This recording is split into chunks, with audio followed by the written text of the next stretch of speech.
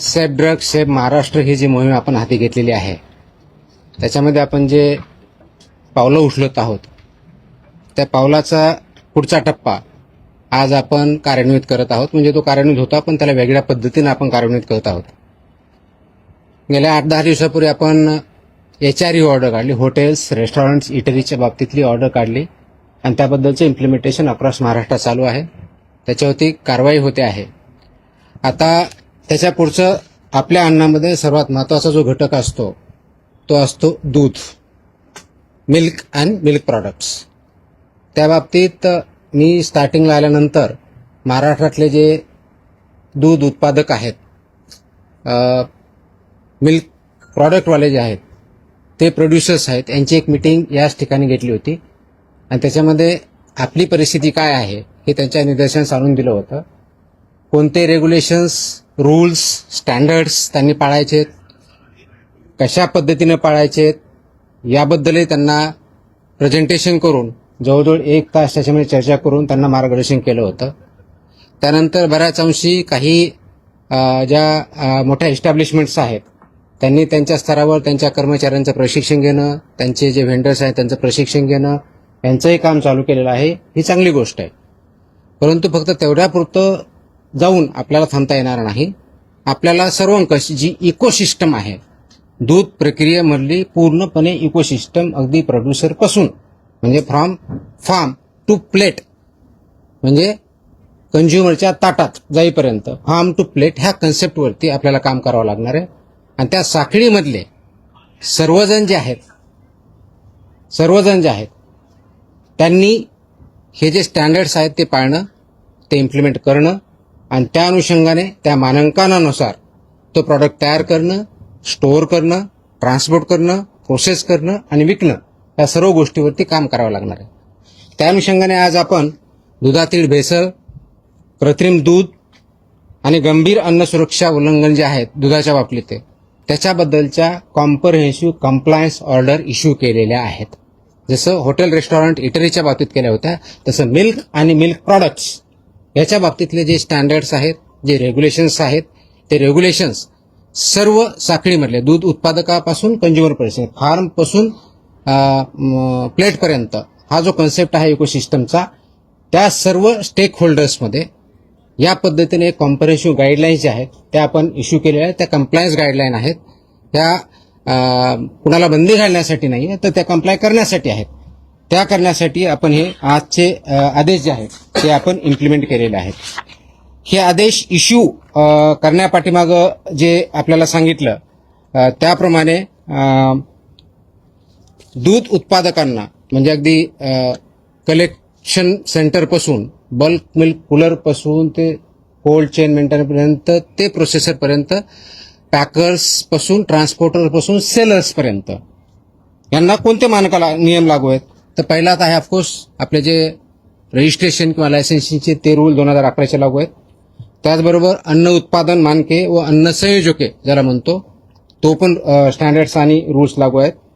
त्याचबरोबर दूषके, विषय व अवशेष हे जे आहेत 2011चे ते पण स्टँडर्ड्स लागू आहेत.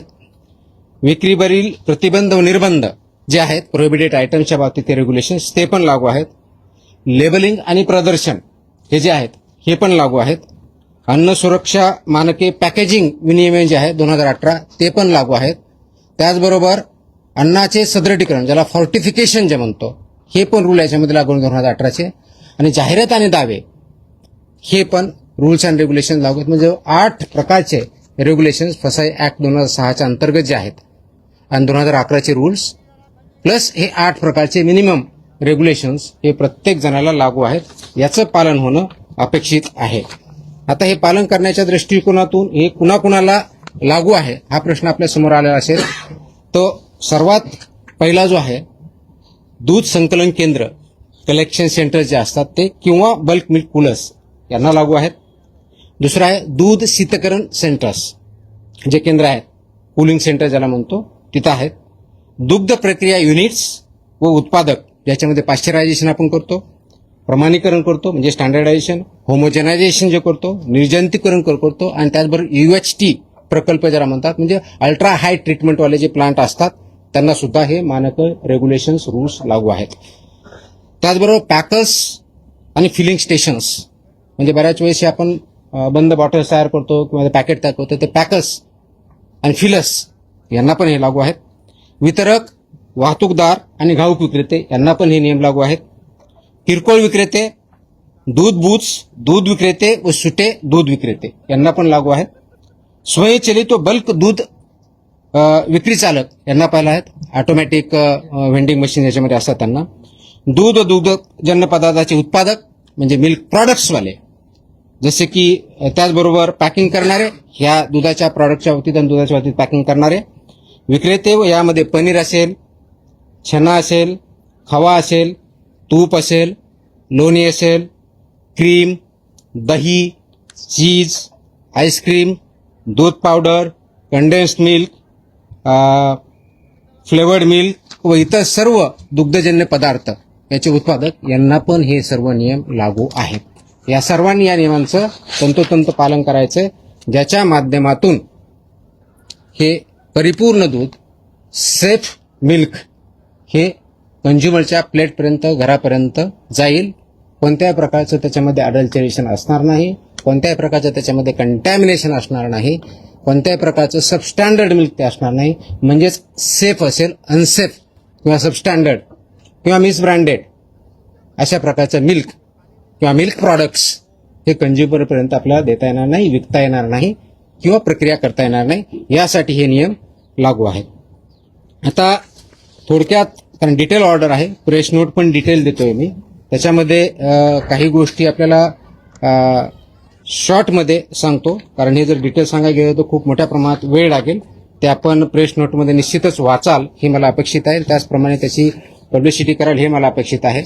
पण थोडक्यात जर आपल्याला सांगायचं झालं तर याच्यामध्ये जसं अप्लिकेबिलिटी सांगितली, त्याचप्रमाणे याच्या बाबतीत कर्तव्य व जबाबदाऱ्या ज्या आहेत, या FBO ज्या फूड बिझनेस ऑपरेटर ह्या सेक्टरमध्ये जे काम करतात त्याच्यामध्ये त्याचे हाताळणारे दूध व दुग्धजन्य पदार्थ हाताळणारे, प्रक्रिया करणे, साठवणे, वितरण करणे, विक्री करणे अशा सर्व आस्थापनामध्ये याच्यामध्ये हे इम्प्लिमेंटेशन करणं गरजेचं आहे.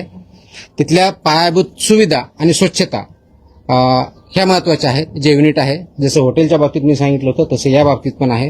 हे आस्थापना जी असतात ह्या पूर्णपणे दूषितीकरणाचे संभाव्य स्त्रोतस्थान म्हणजे ज्याला पोल्युशनची शक्यता जी असते त्याच्यापासून दूर असणं अपेक्षित आहे. धूळ, सांडपाणी आणि कीटक यांपासून पूर्णपणे दूर असणं आणि प्रोटेक्ट असणं गरजेचं आहे. दूध स्वीकारणे, दॅट इज रिसेप्शन करणे, शीतकरण करणे, कोल्ड करणे, प्रक्रिया प्रोसेसिंग करणे, पॅकिंग, साठवणूक करणे यासाठीचं स्पष्टपणे त्याचे एरिया दाखवला पाहिजे. एखादी डेअरी आहे किंवा प्रोसेसिंग प्लांट आहे, या ठिकाणी असे वेगवेगळे एरिया आहेत ते डिमार्केट केले पाहिजेत, लेबल केले पाहिजे आणि त्या ठिकाणी तेच काम करता आलं पाहिजे. जसं हॉटेलच्या बाबतीत मी बोललो होतो की किचनमध्ये रिसेप्शनचा वेगळा पाहिजे, सिग्रिगेशनचा वेगळा पाहिजे, व्हेजचा पाहिजे, तसंच या बाबतीत सुद्धा जे दूध स्वीकारलं जातं तो वेगळा डिमार्केटेड एरिया पाहिजे, तिथले स्टँडर्ड्स वेगळे ते त्याप्रमाणे पाळले पाहिजेत, इम्प्लिमेंट केले पाहिजेत. शीतकरण करण्याच्या बाबतीतल्या काय आहेत तिथं केले पाहिजेत. प्रोसेसिंग करण्याच्या बाबतीत आहे त्या ठिकाणचा वेगळा एरिया पाहिजे. पॅकिंग आणि साठवणूक ह्या वेगळ्या गोष्टी आहेत.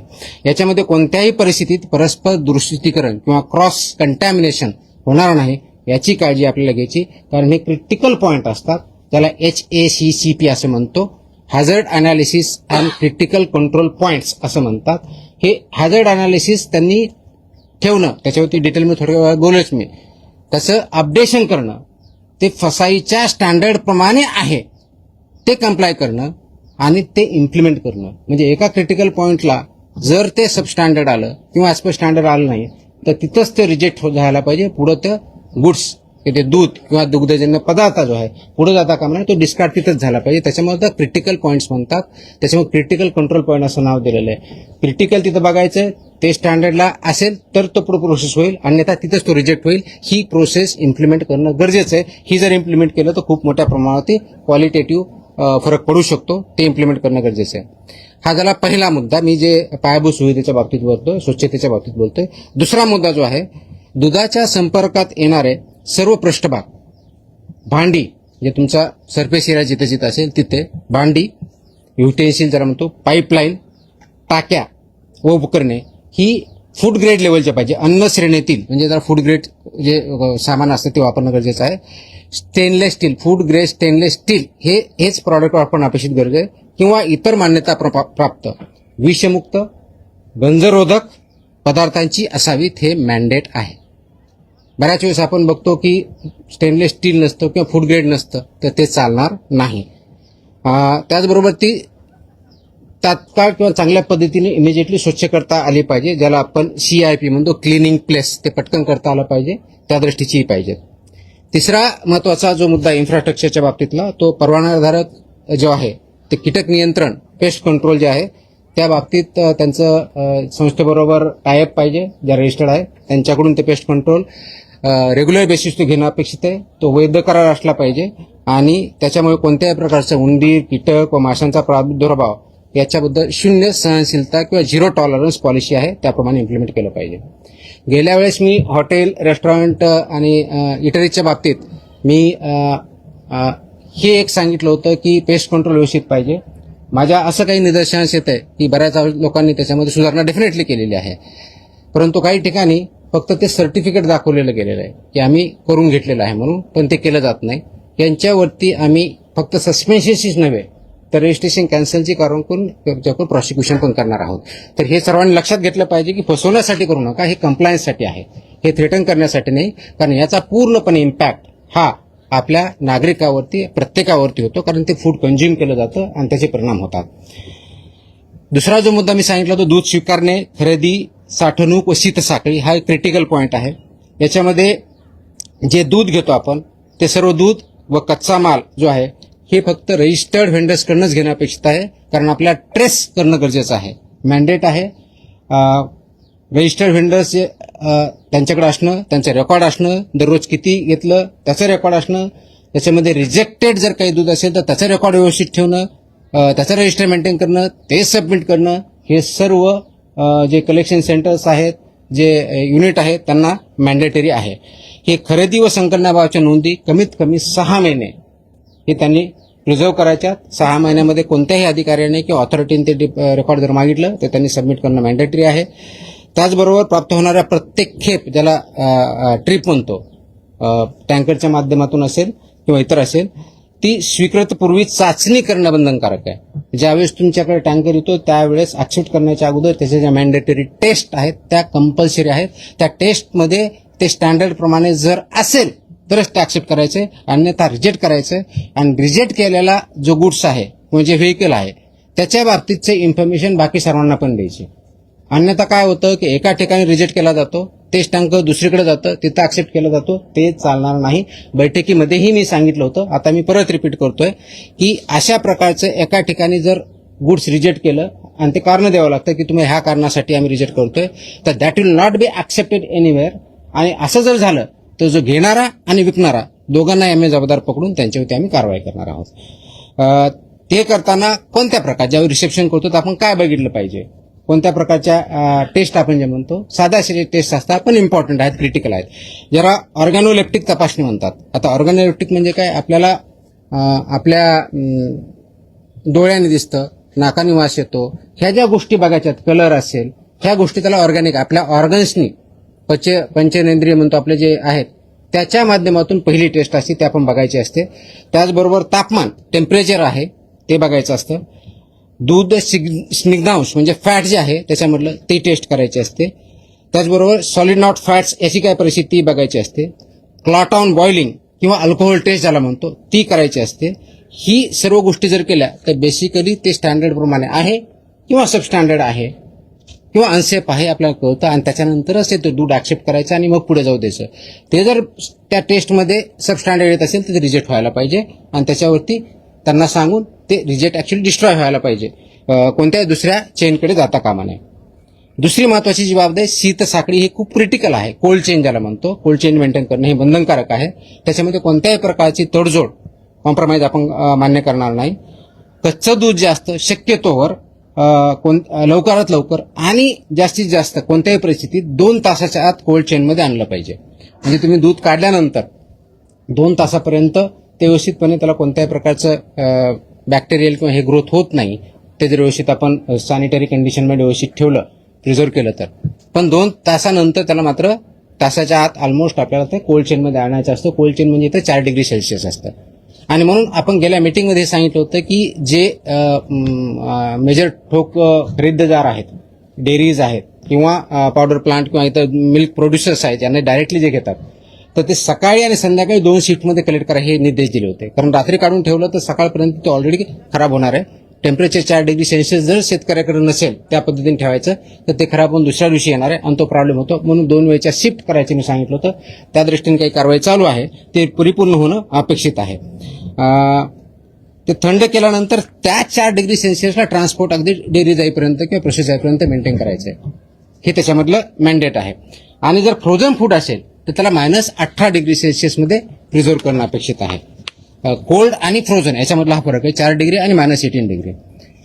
हेच करत असताना परत गेल्या वेळेस जसं सांगितलं होतं की हे पदार्थ जे आहेत जमिनीपासून उंच, भिंतीपासून दूर, झाकलेल्या, लेबल लावलेल्या, कीड प्रतिबंधक भांड्यातच ठेवायचे आहेत. त्या गाईडलाईन्स आहेत, त्याला फिफो सिस्टमनुसार ते इम्प्लिमेंट करायचं आहे.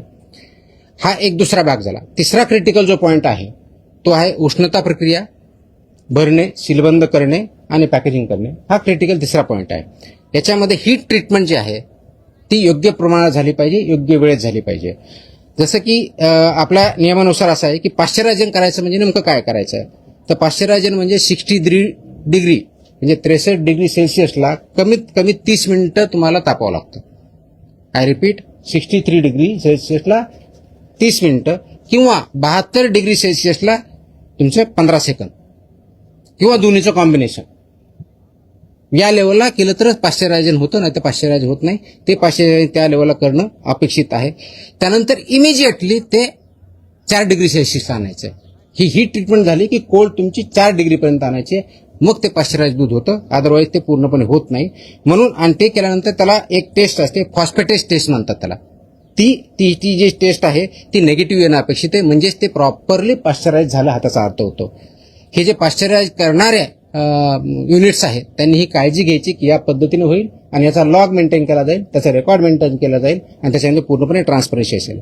तसंच निर्जंतुकीकरण जो आहे जे म्हणतो हे सीलबद्ध पात्रामध्ये किमान ज्यावेळेस आपण म्हणतो ते 115 डिग्री सेल्सिअस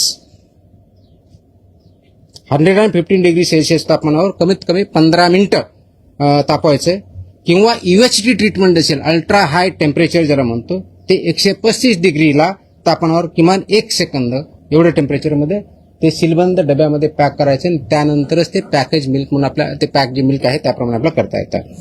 तर ही प्रक्रिया जर आपण पार पाडली नाही तर याचा इम्पॅक्ट क्वालिटेटिव्ह होतो, त्याच्या प्रिझर्वेशनवर होतो आणि ऑफकोर्स त्याचे जे स्टँडर्ड्स आहे याच्यावरती होतो.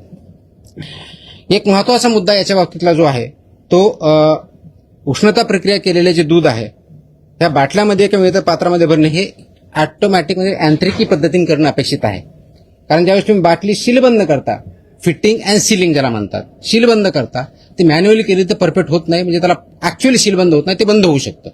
तर सीलबंद करण्यासाठी it has to be mechanical, हे मॅन्डेट आहे.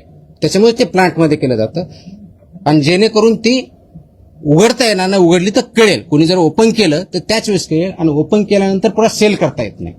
तर तुम्हाला ते जर पाश्चरायझ मिल्क किंवा ते सीलबंद केलेलं असेल तर सीलबंदच विकता येतं. त्याच्यामधून सुटं करायचं आणि त्याच्यातून सुटं दूध विकायचं हे चालणार नाही, हे अनुज्ञेय नाही, याला बंदीच आहे. तर ही दुसऱ्या प्रकारची सांगितले उष्णता प्रक्रिया, भरणे, सीलबंद करणे आणि पॅकेजिंग करणे याच्याबद्दलचा क्रिटिकल पॉईंट आहे. चौथा जो पॉईंट आहे गेल्या वेळेस बोललो होतो, आताही सांगतोय, जे हँडलर्स आहेत, फूड हँडलर्स, त्यांची अॅन्युअल चेकअप, त्यांचे ड्रेस कोड, त्याचं सॅनिटेशन हे सगळ्यांनी बघायचं आहे. हे करत असताना FSMS सिस्टम जी म्हटलं होतं, फूड सेफ्टी मॅनेजमेंट सिस्टम, ती त्यांनी इम्प्लिमेंट करायची, तयार करायची, इम्प्लिमेंट करायची. पण सर्वात महत्वाचं म्हणजे HACCP जे आता बोललो होतो, ज्याला हॅझर्ड अनालिसिस क्रिटिकल कंट्रोल पॉइंट्स, ही सिस्टम जोपर्यंत आपण इम्प्लिमेंट करणार नाही तोपर्यंत प्रोसेस चांगली होणार नाही, स्टँडर्डायझेशन प्रमाण होणार नाही आणि ते करणं गरजेचं आहे. आणि म्हणून हे इम्प्लिमेंट करणं, तो कंप्लायन्सचे अपडेट करणं, म्हणजे आजच्या डेटपर्यंत अपडेट करणं, तो फसाईचे जे टोटल रेग्युलेशन्स आहेत 22, त्या 22 रेग्युलेशन आणि पर्टिक्युलरली 8 आता मी जो ऑप्शन दाखवले त्याच्यापासून कंप्लायंट असायलाच पाहिजे. तो डिस्प्ले करणं आणि 6 महिन्यांनी होईना तर पिरियॉडिक रिपीट करून ते इम्प्लिमेंट करणं हे अपेक्षित आहे.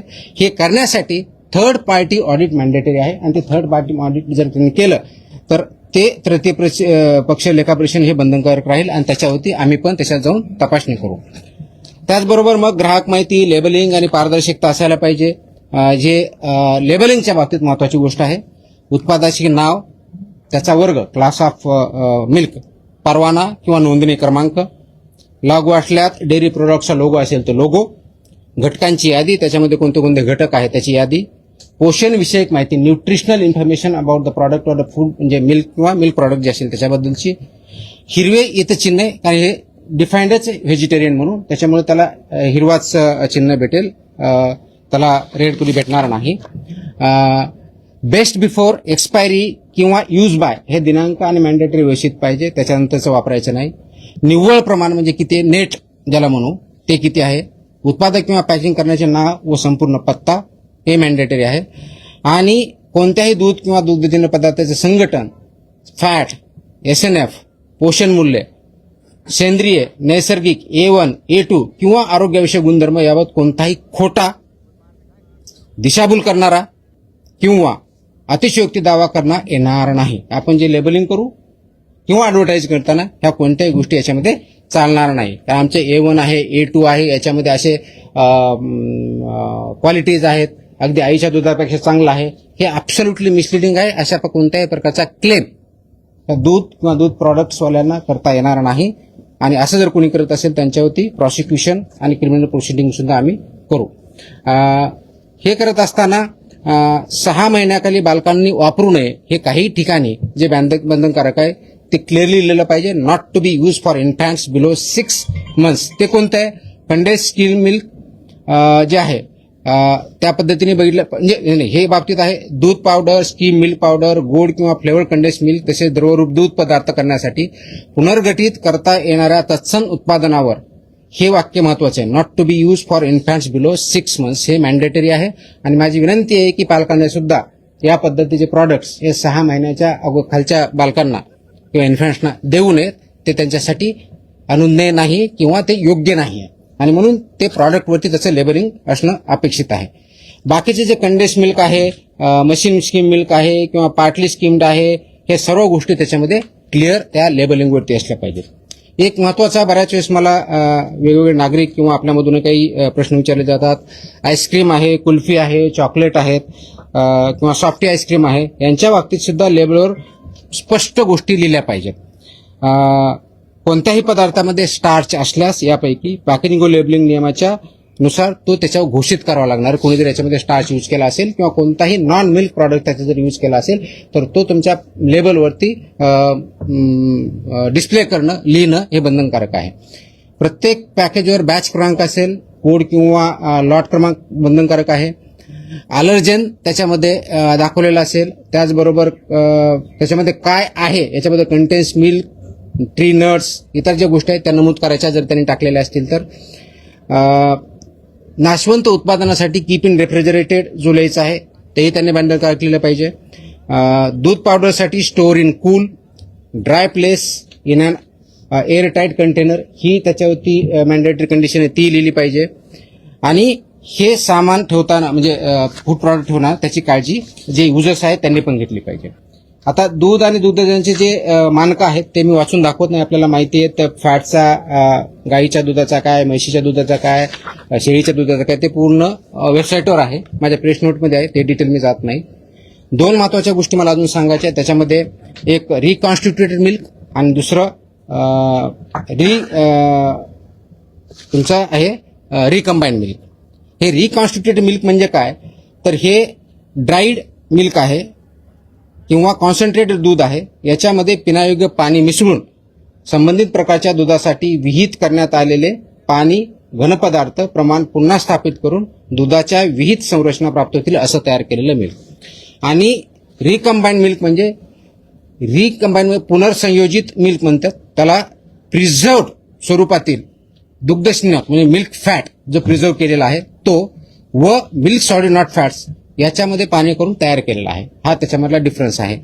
हे वापरताना त्याच्यामध्ये दुधाच्या बाबतीतला स्निग्धांश, स्निग्धांश विरहित घनपदार्थ स्त्रोत ह्या केवळ वाळविले ड्राईड किंवा सदन म्हणूनच दुधाचा वापर करावा आणि त्याचप्रमाणे असणं अपेक्षित आहे. याच्यामध्ये एक फूड ॲडिटिव्ह जे अलाउड आहेत तेच ऍड करायचे, त्याच्या व्यतिरिक्त कोणतेही करायचे नाही. ज्या ठिकाणी फॉर्टिफिकेशन ऑफ मिल्क झालेलं आहे म्हणजे या ठिकाणी व्हिटॅमिन्स पर्टिक्युलरली ए आणि व्हिटॅमिन डी टाकले, त्या याच्यावरती एफ हा मोठा बोल्ड लेटरमध्ये लिहायचं आहे. त्याकडून लोकांना कळेल की याच्यामध्ये फॉर्टिफिकेशन्स कोणत्या पद्धतीच्या आहेत. हे करत असताना पाश्चराईजच्या बाबतीत एक 2-3 महत्वाच्या गोष्टी ज्या मी सांगायच्या म्हटलं होतं, तर त्या सीलबंदला कोणत्याही प्रकारचं छेडछाड जर असेल तर कुणीही विकत घेऊ नये आणि विकणाऱ्याने ते विकू नये. ड्युली लेबर्ड पॅकमध्ये विक्रीस देता येतं, त्याच्या व्यतिरिक्त देता येत नाही. फिलिंग आणि सिलिंग हे अंतिम उष्णता ज्यावेळेस असते त्या मोमेंटला करायचं असतं, त्याच्या अगोदर किंवा त्याच्या नंतर नाही, हे त्यांना पाहायचे. पाश्चराईज प्रमाणित किंवा इतर कोणताही उष्णता प्रक्रिया केलेलं जे दूध आहे ते उघड्या कॅनमधून, ड्रममधून किंवा सीलबंद नसलेल्या पात्रामधून सुट्या स्वरूपात विक्री करणं अनुज्ञेय नाही. ते सीलबंदमध्येच विक्री करावं लागेल. त्याला ओपन करून ते ॲज अ लूज मिल्क म्हणून ते आपल्याला विकता येणार नाही. आणि म्हणून फिलिंग अँड बॉटलिंग व सिलिंग याची प्रक्रिया जे प्लांट आहेत त्यांनी व्यवस्थितपणे पाळणे, ते इम्प्लिमेंट करणे, इन्क्लुडिंग सेलर पॉईंटपर्यंत ते बघणं गरजेचं आहे. आणि जर रॉ मिल्क असेल तर ते रॉ मिल्कवरती हे लिहिलं पाहिजे की याच्यामध्ये हे दूध कच्चं असून सेवन करण्यापासून उकळणं आवश्यक आहे, हे त्याच्यावरती लिहिणं गरजेचं आहे. आता याच्यामध्ये दूध संकलन केंद्राने काय करायचं हे मी दिलेलं आहे, त्याचे डिटेल्स गाईडलाईन आहेत. त्याचबरोबर दूध शीतकरण केंद्राने काय करायचं याच्या जवळजवळ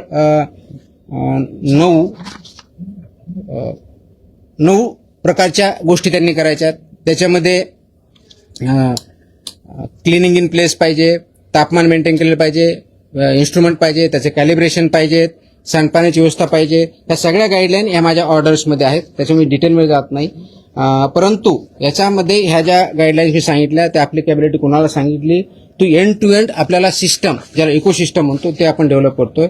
याच्यामध्ये जर व्हायोलेशन केले तर पनिशमेंट ज्या अनसेफ फूडच्या बाबतीत आहे किंवा अडल्चरेटच्या बाबतीत किंवा कृत्रिम दुधाच्या बाबतीत जे आहे, ज्याला सिंथेटिक मिल्क म्हणतो आपण, जे केमिकलपासून बनवलेलं असतं त्याच्या बाबतीत, आणि अशा केसमध्ये डेथ झाला तर कमीत कमी 7 वर्ष, जास्तीत जास्त आजन्म कारावास इतका आहे. 10 लाख रुपये दंड आहे.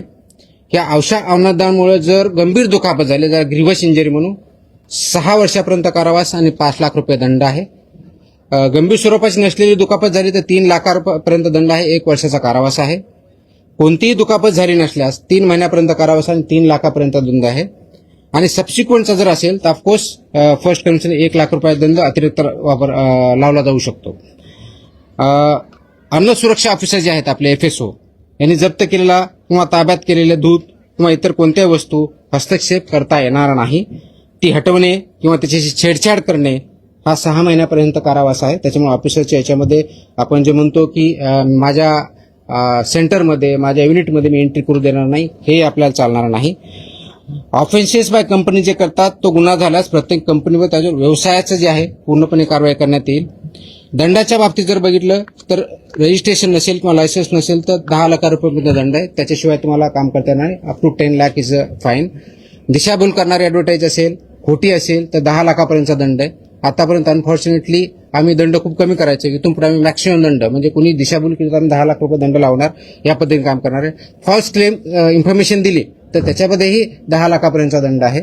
दुधामध्ये भेसळ करण्यासाठी वापरल्या जाणाऱ्या कोणत्याही पदार्थावरती भेसळकारक पदार्थाचा ताबा ठेवणे, तो पदार्थ आरोग्यास अपायकारक असल्यास 10 लाखापर्यंतचा दंड, इतर बाबतीत 2 लाखापर्यंतचा दंड ही तरतूद आहे. मागणी केलेल्या स्वरूपाचे, गुणधर्माचे किंवा गुणवत्ता नसलेले दूध किंवा दुधाचे पदार्थ विकणे याच्यामध्ये 5 लाखाचा दंड आहे. त्याच्यामुळे ह्या दंडाच्याही तरतुदी आपल्या हे डिटेलमध्ये दिलेल्या आहेत, ह्या सर्वांना लागू आहेत. त्याप्रमाणे त्याचं इम्प्लिमेंटेशन आपण करूयात आणि ते इम्प्लिमेंटेशन जर केलं तरच आपण एंड टू एंड ही साखळी जी आहे ते आपण चांगल्या पद्धतीनं इम्प्लिमेंट करू शकतो. आता थोडक्यात जर याच्यामध्ये सांगायचं तर आमचं मिशन काय आहे, आपलं मिशन काय महाराष्ट्राचं, तर महाराष्ट्राचं मिशन आहे की महाराष्ट्राला प्रत्येक नागरिकाला हे आपल्याला सुरक्षित अन्न द्यायचंय, शुद्ध सकस दूध द्यायचंय आणि त्याच्या माध्यमातून आपल्याला भेसळमुक्त महाराष्ट्र दुधाच्या बाबतीत करायचं आहे.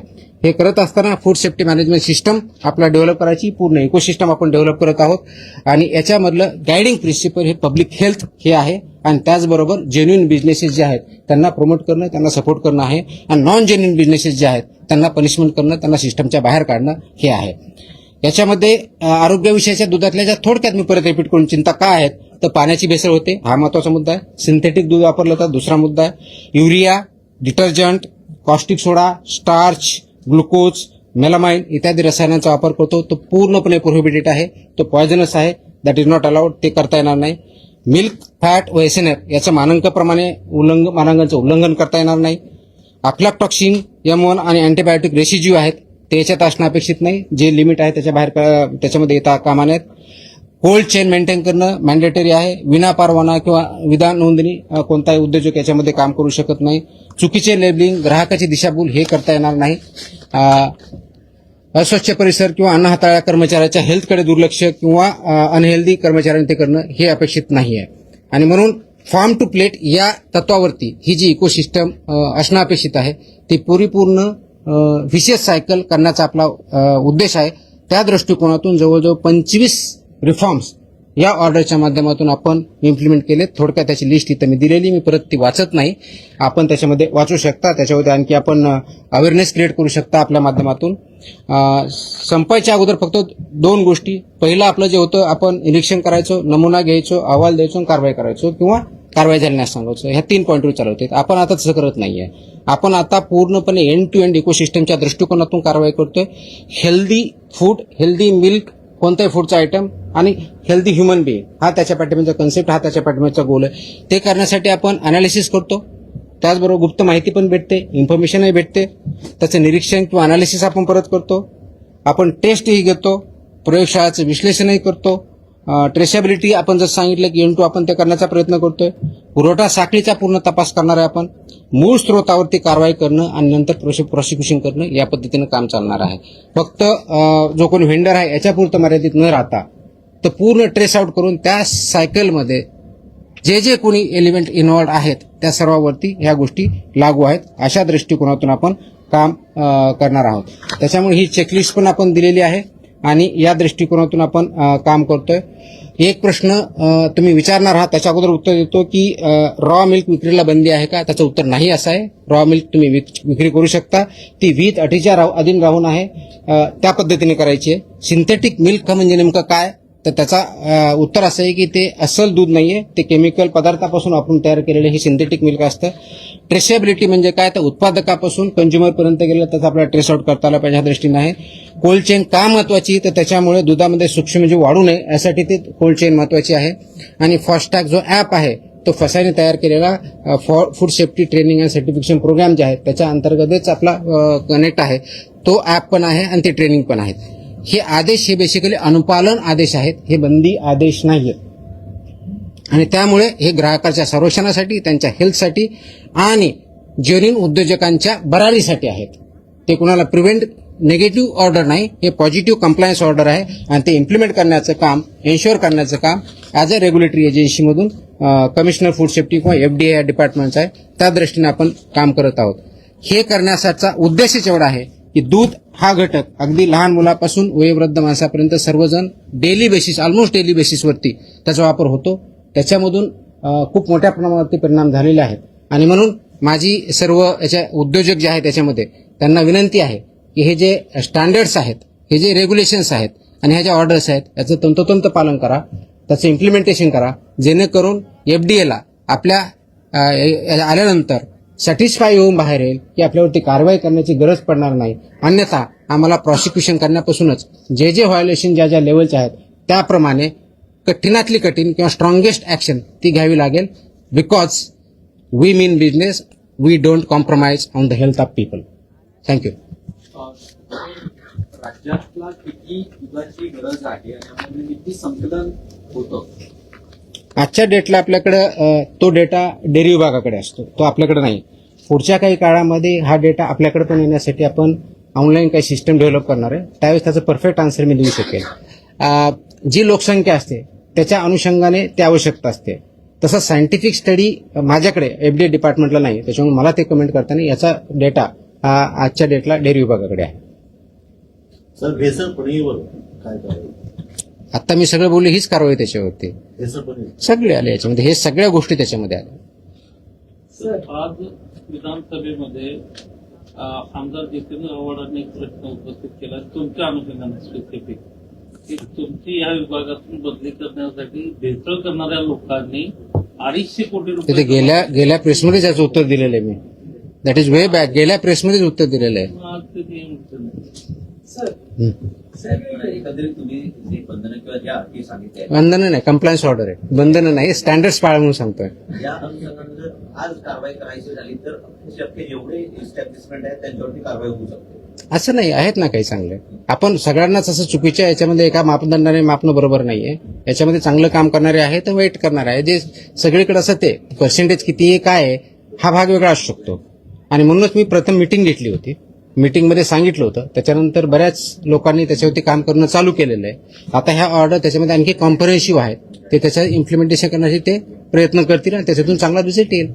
राज्यासभा तुमच्या या कारवाई चालू अनेक कारवाई चालू आहेत त्याच्यामध्ये तुम्ही जे घटक असतात त्या लॅबकडे पाठवताय तो लॅबनं तुम्हाला जो हे येतोय काय अहवाल किती दिवसामध्ये येतोय काय त्याचं जे कालावधी आहे ओके, हा शेवटला बोलू का आत्ता बोलू? कारण तुम्हाला 1 महिन्याचा डेटाच देईल मी.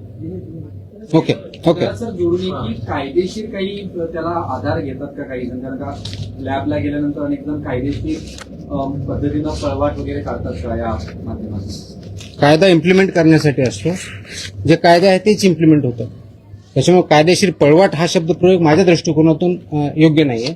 जो कायदा आहे ते इम्प्लिमेंट करणं काम आहे आणि कंप्लायन्स करणं एफबीओचं काम आहे, इम्प्लिमेंट करणं एफडीएचं काम आहे. याच्या बाबतीत जर बोलायचं झालं तर त्याच्यात जे काही लॅक्युना असतील तर त्याच्यावरती विचार होईल. पण अशी कोणती लॅक्युना आहे आजच्या डेटला आमच्या निदर्शनास नाही. असं वाटेल त्याच्यावरती आम्ही काम करू. त्याच्या बाबतीतलं लॅबच्या बाबतीतला आपण प्रश्न विचारला. येस, आपल्याकडं सध्या गेल्या वेळेस थोडक्यात आला होता पण यावेळेस डेटाच्या आधारे मी बोलतोय. सर्वसाधारणपणे आपण फूड सॅम्पल जर बघितले तर मी तुम्हाला कम्पॅरेटिव्ह डेटा देतो जून 2025 आणि जून 2026 ह्या 2 महिन्याचा. म्हणजे गेल्या वर्षाच्या जूनमध्ये किती सॅम्पल टेस्ट झाले आणि या महिन्याच्या जूनमध्ये किती सॅम्पल टेस्ट झाले. तर गेल्या वर्षी जून महिन्यामध्ये फूडचे 1622 सॅम्पल आपल्या 3 ज्या लॅब आहेत त्याच्यामधून झाले होते. यावर्षी जून महिन्यामध्ये 7494 सॅम्पल एवढे टेस्ट झालेले आहेत. त्याच्यामुळे रेट वाढलेला आहे. त्याची कालच मी डिटेल प्रेस नोट दिलेली आहे. याच्या बाबतीत आम्ही काय काय मेजर्स घेतलेले आहेत. त्याच्यामध्ये 2 शिफ्टमध्ये काम करणं आहे.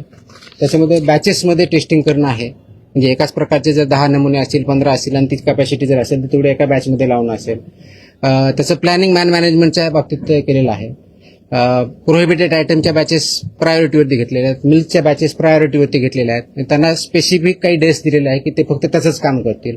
हे जे मॅनेजमेंट आहे किंवा इथलं ओव्हरऑल मॅनेजमेंट आहे त्याचं मॅनेजमेंटमध्ये फरक पडलेला आहे. अजून पुढच्या महिन्यामध्ये याच्यामध्ये फरक पडलेला असेल. आमचं टार्गेट असं आहे की ऑगस्टच्या पहिल्या आठवड्यापर्यंत म्हणजे जुलै एंडपर्यंत आपण करंट लेवल येऊ, कोणत्याही प्रकारचे लेगसी राहणार नाही. सो दॅट फूडचा सॅम्पल आला ज्याला 14 दिवसाची लिमिट आहे त्या 14 दिवसाच्या आतच त्याचे रिझल्ट जातील. आणि फक्त रिझल्ट जाण्यापर्यंत आम्ही करणार नाही. ते रिझल्ट आल्यानंतर त्याच्यावर जी पुढची कार्यवाही होणं अपेक्षित आहे माझ्या अधिकाऱ्याकडनं आणि एफबीओस कडनं ती लॉजिकल कन्क्लुजनला नेऊ याच्यावरती आम्ही काम करतो. अनेक वेळेला असं सोशल मीडियावरती व्हिडिओ बघतो की कोणत्याही पद्धतीची रसायनं टाकून ते दूध बनवण्याचा प्रकार केला जातो. तशी कुठची आहे किंवा त्याच्या बाबतीत काय? आपण याच्यावरती सोशल मीडियावरती रिस्पॉन्स मी नाही करणार. सोशल मीडियावरती कुणी काय टाकतं याला काय सोर्स नसतो. तर जे काय आता मी सांगितलं कोणत्या प्रकारचे अनवॉन्टेड म्हणजे प्रोहिबिटेड आयटम आहेत यूज करायला ते आपल्याला करताच येत नाही. तसे जे सापडतं आपण कारवाई करतोच. एक मिनिट. सदाभाऊ खोत आणि गोपीचंद पडळकर या दोन्ही आमदारांनी एक डेमो दाखवला होता विधानसभा अधिवेशनाच्या वेळेस. काही रसायनं आणून कसं दूध तयार करतात किंवा फॅट कसं अधिक वाढवतात आहे ना. तर अशा काही आपल्या निदर्शन असेल त्याच्यावरती आम्ही कारवाई करणार. ते अलाउड मी जे सांगितलं की सिंथेटिक मिल्क म्हणून किंवा केमिकल मिल्क म्हणून ते मिल्क नाही याच्या मुळामध्ये तर ते इलिगलच आहे. It's not a milk, it's a poison. तर त्याच्यावरती आपण कारवाई करतोच. येस यू असेल आता आपण मुंबईमध्ये जास्त अमूलचं दूध येतं. आपण राज्याबाहेर पण कारवाई करणार? माझा अधिकार राज्यापुरता आहे. त्याला कसं रोखणार? महाराष्ट्रात जे काही दूध येतं ते कोणते असू द्या.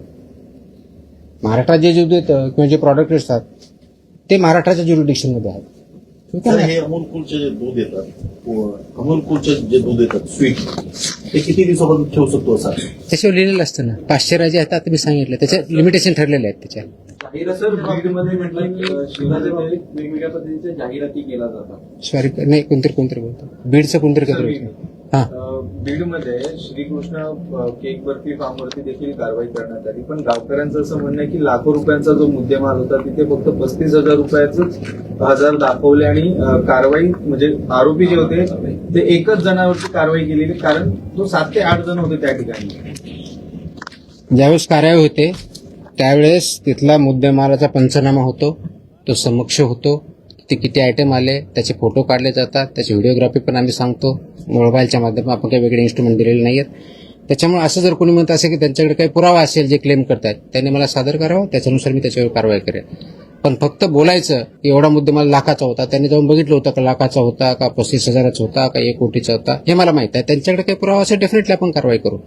ती कारवाई बीडमध्ये 2 दिवसापूर्वीची कारवाई बोलतो, रात्री 2-3च्या दरम्यान सुरू झालेली कारवाई. ते जशी इंटेलिजन्स आमच्याकडे आला, आमची टीम तिथे गेली, ते पूर्णपणे तपासल्यानंतर त्याच्यामध्ये सगळ्या चुकीच्या गोष्टी आढळल्या.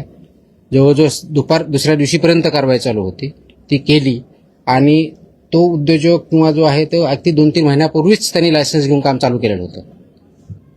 तो वी हॅव ट्रेस्ड इट आणि त्याचे जे काही लॉजिकल कन्क्लुजन प्रॉसिक्युशन करून सगळे आपण पेनल्टी त्यांच्यावरती कारवाई करूयात. सर अजून एक होता, मुंबईत अनेक ठिकाणी जे पान जे आहे ते विकलं जातं, काही जे पान सेवन केल्यानंतर चक्कर येणं, बीपी लो होणं किंवा अशा प्रकारचं त्यांनी प्रकार जे आहे ते समोर येताना पाहायला मिळतात. यावरती देखील काही कारवाई करणार आहे? अरे एफडीएचे प्रश्न विचारे बाबा. नाही आता तू पान खाणार खायच्या बाबतीचा माझा इश्यू नाही. अनेक ठिकाणी असं म्हणायचं होतं की गुटखा किंवा अशा पद्धतीचं नाही, गुटखा होते बॅनच आहे. असे गुटखा कोणी वापरत असेल ते सांगा, आम्ही कारवाई करतोच आहे ना. पुण्याच्या माध्यमातून पण हल्ली गुटखे अरे हो, असं कुठे येत असेल कोणी पाठवणार असेल तर आम्हाला सांगा, आम्ही पण मागू आणि आम्ही कारवाई करू, काही अडचण नाही. आपलं वी डू दॅट ऑल्सो. म्हणजे कुणी असा ऍड्रेसवर येत असेल तर आम्ही कुणाला तरी पाठवायला लावू, ऍड्रेस मागायला तर आम्ही तसंही करतो, आम्ही करतो तसंही, काहीच अडचण नाही. असं असेल माहिती असेल तर डेफिनेटली कारवाई करू आपण, काहीच अडचण नाही.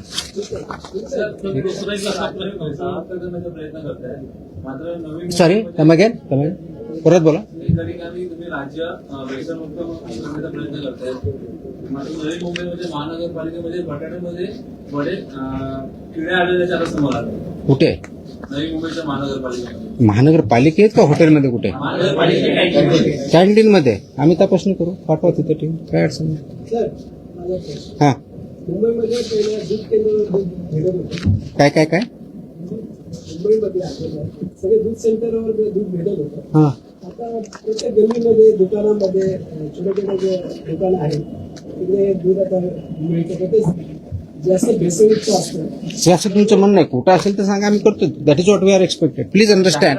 ऐकून कसं असतं, ज्यावेळेस हे गोष्टी असतात, दिस इज 3 खूप महत्वाचे स्टेक होल्डर आहेत त्याच्यामध्ये. एक एफबीओ जो हा माल तयार करतो, विकतो, तो व्यावसायिक जो आहे तो. दुसरा रेग्युलेटर म्हणजे आम्ही एफडीए, आणि तिसरा कंझ्युमर. हे तिघांनी मिळून करायच्या गोष्टी आहेत. रेग्युलेटरचा रोल रेग्युलेटर डेफिनेटली करेल. कमी पडत आहोत आणखी इम्प्रूव्ह करू आम्ही, काही प्रश्न नाही.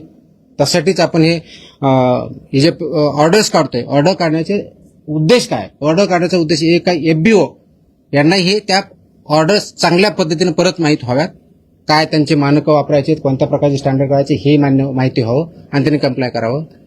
दुसरा उद्देश माझा, आणि तो महत्वाचा उद्देश आहे, की लोकांमध्ये जागृती तयार झालेली पाहिजे, अवेअरनेस झाला पाहिजे, की याच्या माध्यमातून होईल, त्यांनाही ह्या गोष्टी कळतील, त्यांनी क्वेश्चन करावेत. त्याच्यामुळे आपण एखादी गोष्ट विकत घेताना ती योग्य आहे का, ते पॅकेज वाचावं, त्याच्यामध्ये एक्सपायरी डेट आहे का, त्याचे कॉन्स्टिट्युएंट काय आहेत, ते फक्त समोरच्या पार्टला न करता पाठीमागचाही पार्ट बघा. कारण पॅकेजिंग 3 साईडनी होतं, समोरच्या बाजूने साईडने आणि पाठीमागच्या साईडने.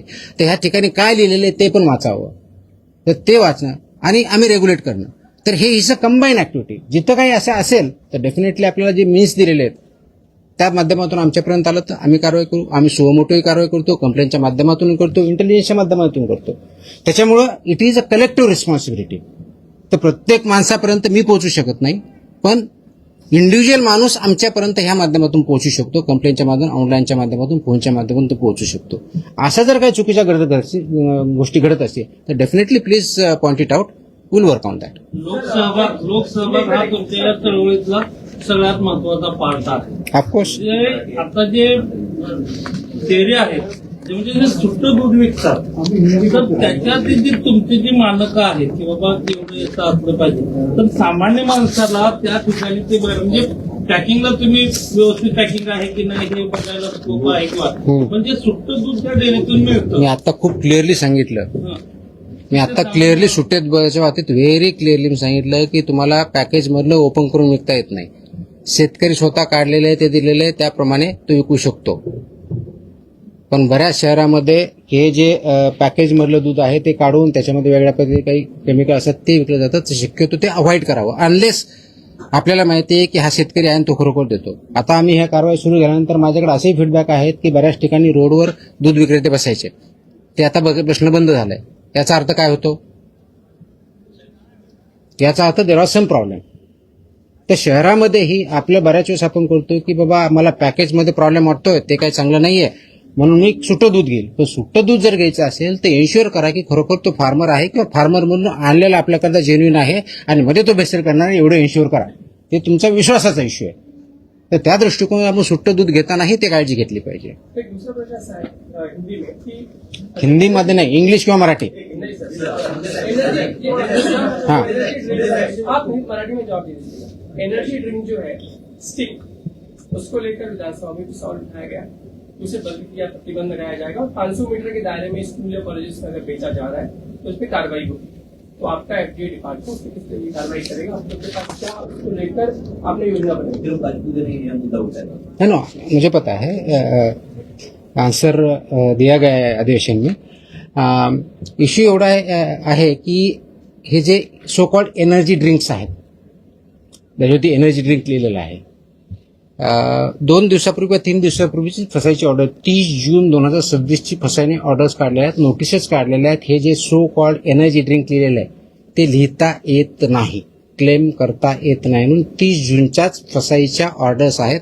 अशा प्रोड्यूस करणाऱ्या ज्या कंपन्या 10-12 कंपन्या आहेत, इन्क्लुडिंग तुमचे पेप्सिको आहे, रेडबुल आहे, तुमच्या त्याच्यानंतर स्टिंग आहे, यांना नोटिसा 30 जून पूर्वी आताच काढलेल्या आहेत की तुम्ही असं लेबल करू शकत नाही. त्याचं कारण असं आहे की फसाई ऍक्टमध्ये जे अनेक्षर ए आहे ज्याच्यामध्ये फूडच्या कॅटेगरी दिलेल्या आहेत आणि फूड कॅटेगरीमध्ये हे एनर्जी ड्रिंक असं काही डिफाईन केलेलं नाही. म्हणून त्या ऑर्डरमध्ये असं स्पेसिफाय केलेलं आहे की जे त्याचा आधार घेऊन किंवा शेड्यूल 4 ज्याच्या आधारे हे मानक आहे त्याचा आधार घेऊन तुम्ही एनर्जी ड्रिंक असं लिहिता कामा नये. हे त्या कंपनीला ऑलरेडी फसाईने नोटीस काढलेली आहे. त्याच्यामुळे तो त्याच्यावर लिहिण्याचा जो प्रकार आहे आता इथून पुढे बंद होईल. त्याच्या एक वो बंद होईल. आता दूसरा सवाल जो आपने किया कि स्कूल के बारे में जो रेगुलेशंस है स्कूल के 500 मीटर्स में क्या चाहिए उसका क्लियर ऑर्डर है.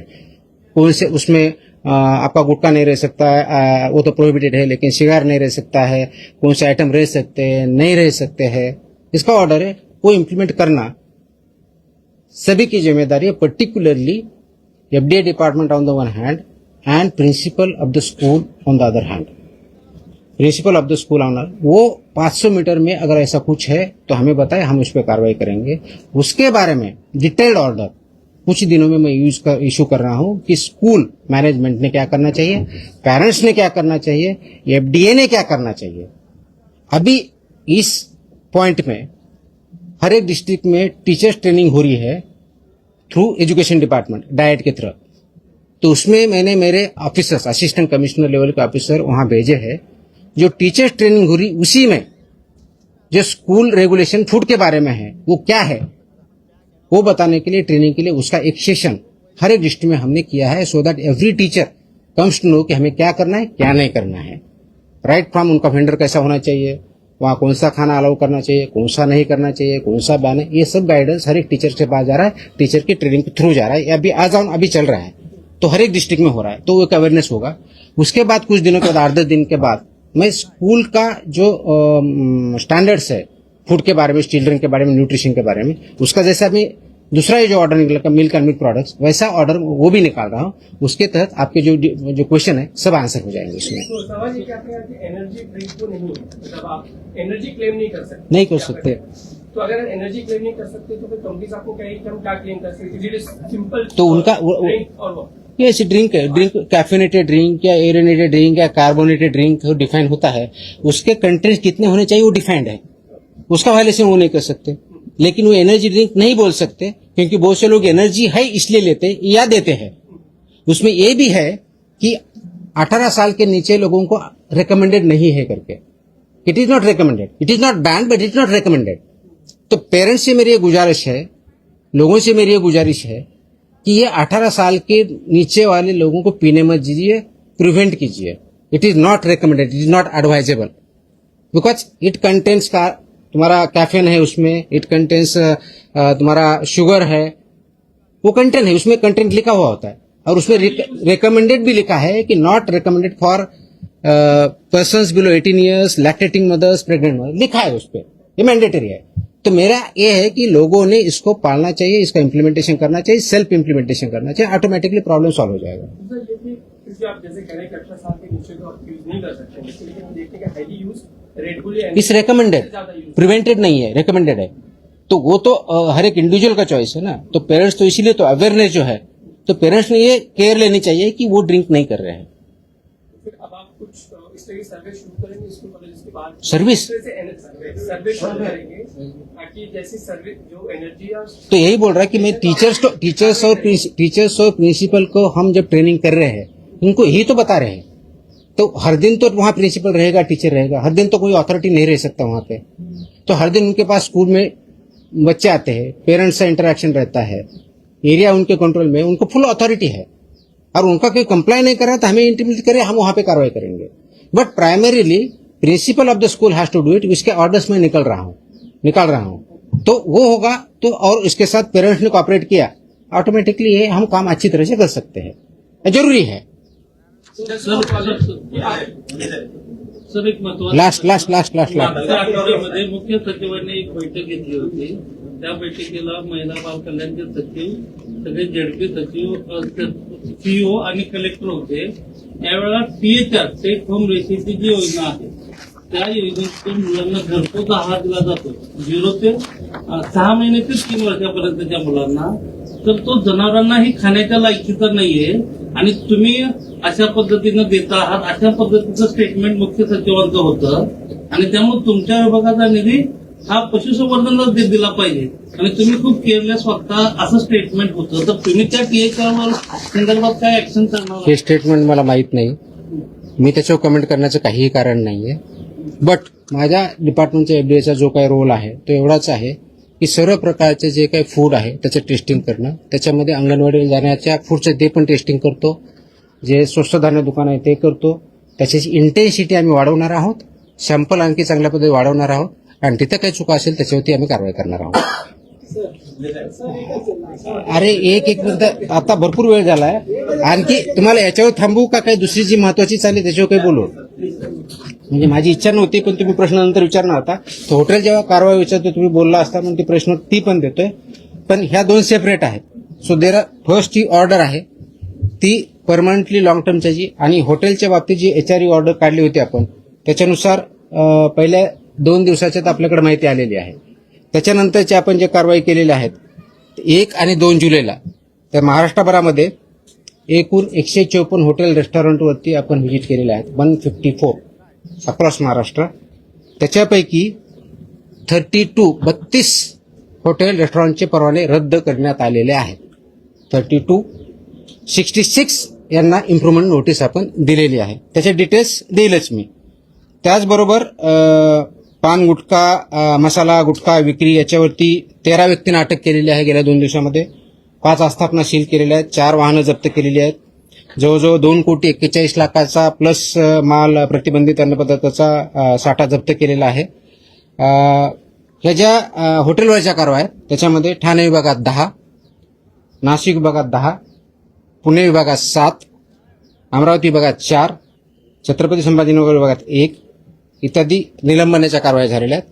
त्याचे नावं लिस्ट सगळी दिलेली आहे मी। अपेक्षित हे आहे की याच्यावरती लोकांनी सुद्धा आपण जिथं अन्न खातो ते व्यवस्थित आहे का, ते मानांकाप्रमाणे आहे का, हे बघणं अपेक्षित आहे. हॉटेल आहे तर तिथं पहिलं तर फसायचं लायसन्स किंवा लायसन्स आहे की नाही बघा. असेल तर अगदी ज्या मी HREच्या ऑर्डरमध्ये सांगितलेलं आहे ती स्वच्छतेपासून सगळ्या गोष्टी आहेत का ते बघा, जे आपल्याला दिसू शकतात. विभागनिहाय तुम्हाला जर हॉटेलच्या बाबतीतली माहिती दिली तर मुंबईमध्ये 17 म्हणजे बृहन्मुंबई हे विभागामध्ये 2 जिल्हे जे आहेत 17 आपण हॉटेलला व्हिजिट किंवा इन्स्पेक्शन केले, 5 सुधारणा नोटीस दिल्या. कोकणामध्ये 23, 10 परवानगी निलंबन केले. पुण्यामध्ये 53, 25 सुधारणा नोटीस, 7 परवानगी निलंबित केले. नाशिकमध्ये 20 सुधारणा नोटीस, 7 निलंबन परवानगी 10. छत्रपती संभाजीनगर 4 आस्थापनांना व्हिजिट केली, 1 परवाना निलंबित केला. अमरावतीमध्ये 23 ठिकाणी व्हिजिट केल्या, 15 सुधारणा नोटीस दिल्या, 4 निलंबन केले. नागपूरमध्ये 14 सुधारणा नोटीस 10 आणि महाराष्ट्रामध्ये एकंदर 154 व्हिजिट, 62 सुधारणा नोटीस, 32 लायसन्स सस्पेंड केलेले आहेत. आणि याच्यापेक्षाही मोठी कारवाई आजही चालू आहे आणि चालू राहणार आहे. मात्र आमचा फोकस सगळ्या सेक्टरवरती राहणार आहे. हॉटेल चालू झालं म्हणजे दूध कमी झालं किंवा प्रोहिबिटेड आयटम कमी झालं असं नाही. प्रोहिबिटेड आयटम कशाही परिस्थितीत आम्ही कमी करणार नाही. दूध आणि दुधाचे पदार्थ याच्यावरती खूप मोठा फोकस आहे. वेगवेगळे सेक्टर्स आहेत, त्या वेगवेगळ्या सेक्टरवरती कारवाई चालू आहे आणि त्याचे परिणाम आपल्याला पुढच्या काळात डेफिनेटली दिसतील. आय थिंक नाही आता बस झालं, आपण खूप बोललो, माझा घसा दुखायला लागला. आपण नंतर भेटूया. चलो, थँक्यू.